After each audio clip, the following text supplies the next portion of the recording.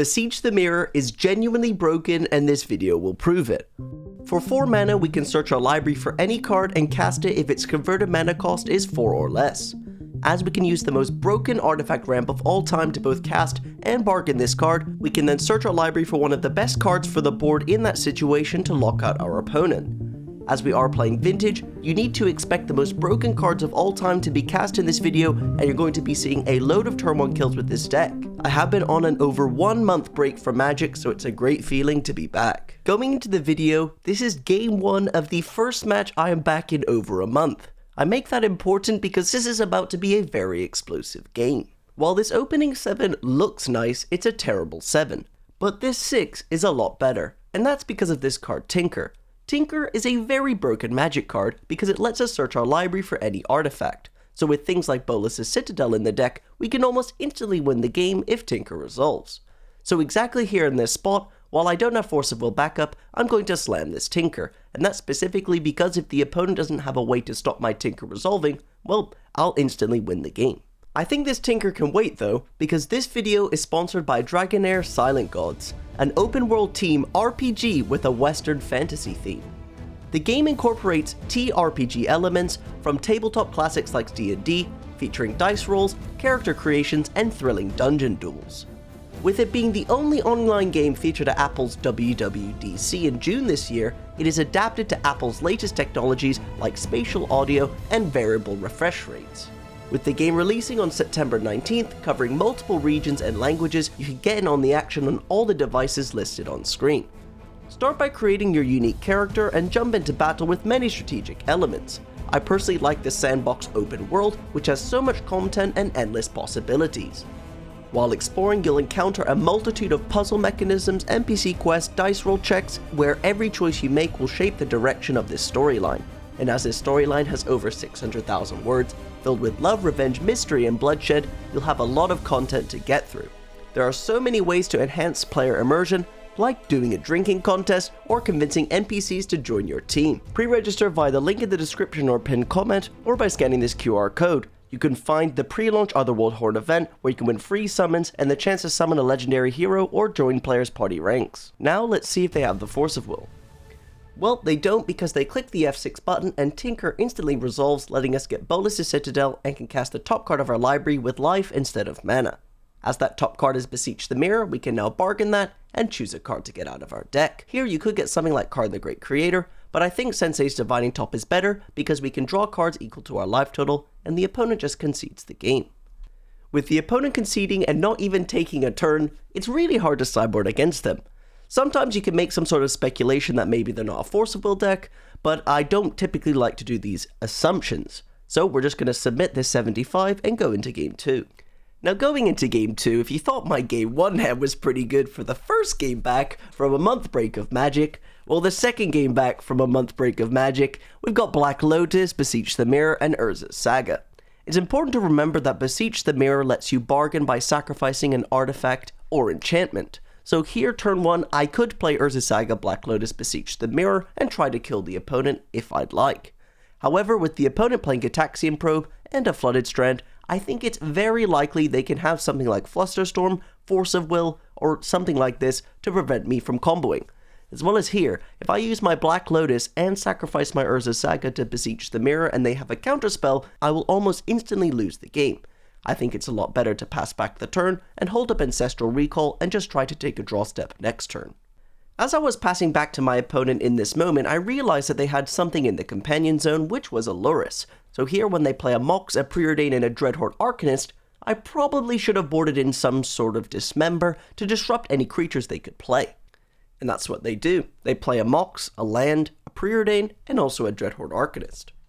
Now for our draw step, we get a Lauren Revealed. This is actually an insane card in Vintage, and that's because it both pitches to Force of Will and it finds a land out of your deck. Vintage, we don't like to play a lot of lands, so having a card that is both a land and also pitches to Force of Will is pretty nuts. Now here, I can go for Ancestral Recall to try and dig for a Force of Will to either give protection for this Demonic Tutor, or maybe we can get lucky and get Beseech the Mirror down with Force of Will backup. I am genuinely really lucky, because that's a Mox Pearl, a Force of Will, and a blue card off the top of the deck. So now it's quite simple. we're gonna cast Beseech the Mirror and hope the opponent doesn't have multiple counterspells. Of course, they do have one Force of Will, so I'm rewarded for not going for Beseech the Mirror on turn 1, but they don't have a second, so now we can just instantly win the game. Now it's important to remember we can only cast something with converted mana cost 4 or less, so here I can't go for something like Bolas's Citadel. If I did have an artifact on the board though, I could go for Tinker and sacrifice that artifact and then get Bolas's Citadel. But with no other good options, we can't get something like Tendrils of Agony because that is not lethal. So here, I think the best play is to get the One Ring and try and outgrind the opponent with the Urza's Saga constructs. You could go for the line of getting Yawgmoth's Will and casting the Black Lotus and the Mox and the Ancestral Recall from the graveyard, but I think the One Ring will outgrind the opponent faster. From here, the opponent attacks with the Dreadhorde Arcanist, casts the Preordain, casts a Manifold Key, and just passes back the turn. Now with a load of cards, as well as a load of mana, we can just kill the opponent quite easily. The opponent does have the way to disrupt my Beseech the Mirror, but with a Flusterstorm they just concede the match. Now it's easy to show a load of turn 1 kills, why don't we watch a match where things don't quite go our way and see how the deck performs. This round, our opening 7 and our opening 6 just quite aren't good enough to compete for the Vintage format.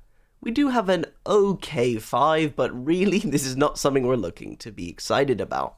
Having a turn 1 Time Walk with a Mox Emerald and a Watery Grave also isn't even that great, because Time Walk isn't really valuable here because it gets us no value.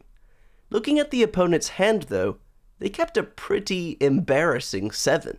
All it really has is a Force of Will and that's it. Remember what I said round 1?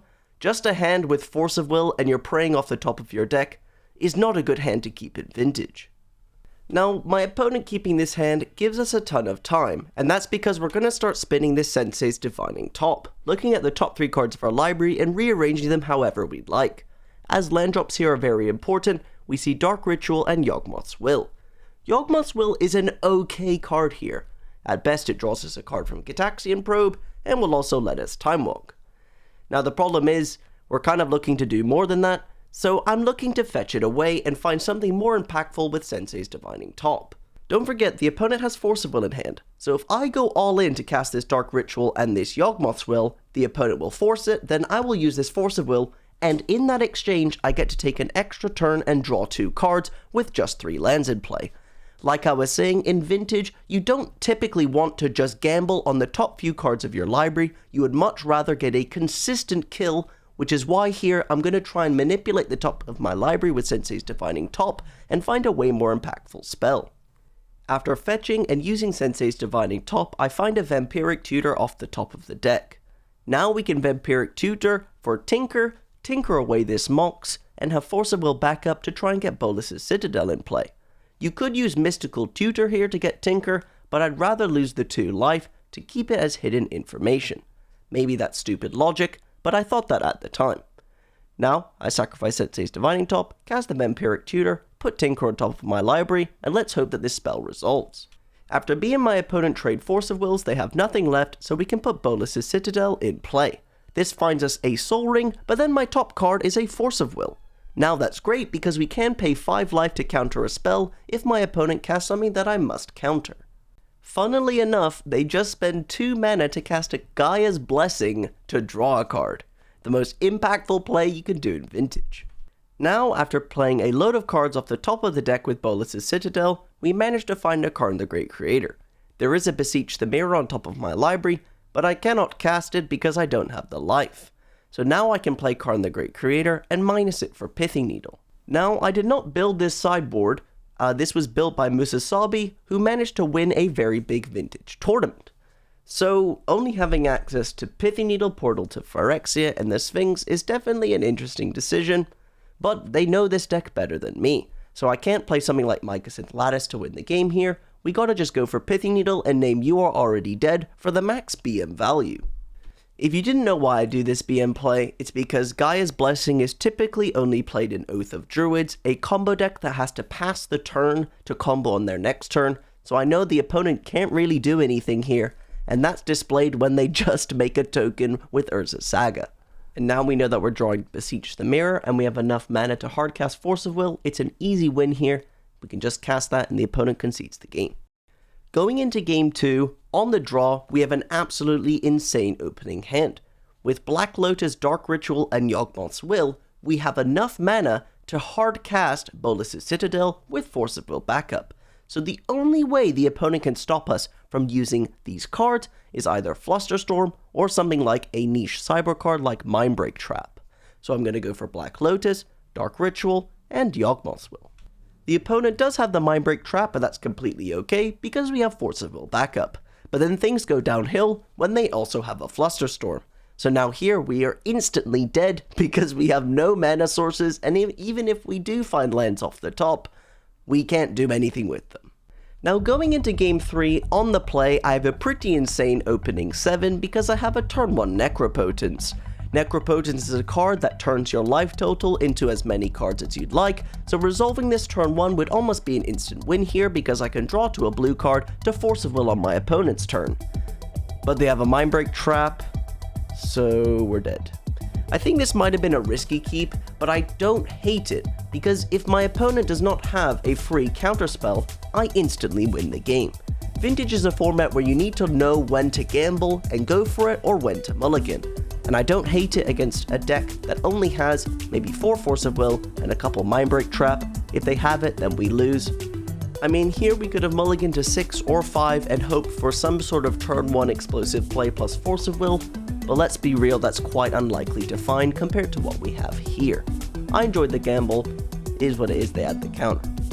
Now I want to show you guys a spot where I think people who would claim this deck is brain dead would throw and lose the match. I am up against Mono White Initiative, and this is game 3 and I'm on the play. So here I have 4 mana and I can cast the One Ring.